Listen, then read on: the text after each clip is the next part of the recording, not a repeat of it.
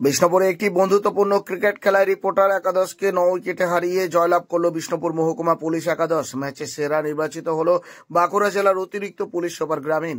Bishnupur BSS স্টেডিয়ামে বিষ্ণুপুর মহকুমা police একাদশ ও বিষ্ণুপুর রিপোর্টার একাদশের মধ্যে একটি বন্ধুত্বপূর্ণ ক্রিকেট ম্যাচ অনুষ্ঠিত হল।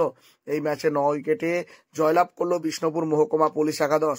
টসে জিতে প্রথমে বল করার সিদ্ধান্ত নেয় বিষ্ণুপুর মহকুমা পুলিশ একাদশ। বিষ্ণুপুর রিপোর্টার একাদশ নির্ধারিত 12 ওভারে 4 উইকেটের বিনিময়ে 81 রান করে। রিপোর্টার একাদশের মধ্যে কৈলাস বিশ্বাস 29 বলে 29 রান করে এবং বিষ্ণুপুর মহকুমা পুলিশ একাদশের পিএসআই সায়ন পানি 3 ওভারের বিনিময়ে 13 রান দিয়ে 2 উইকেট তুলে নেয়। অন্যদিকে পরে ব্যাট করতে নেমে বিষ্ণুপুর মহকুমা পুলিশ একাদশ 8.1 ওভারে 1 উইকেট হারিয়ে 82 রানের লক্ষ্যমাত্রায় পৌঁছে যায়।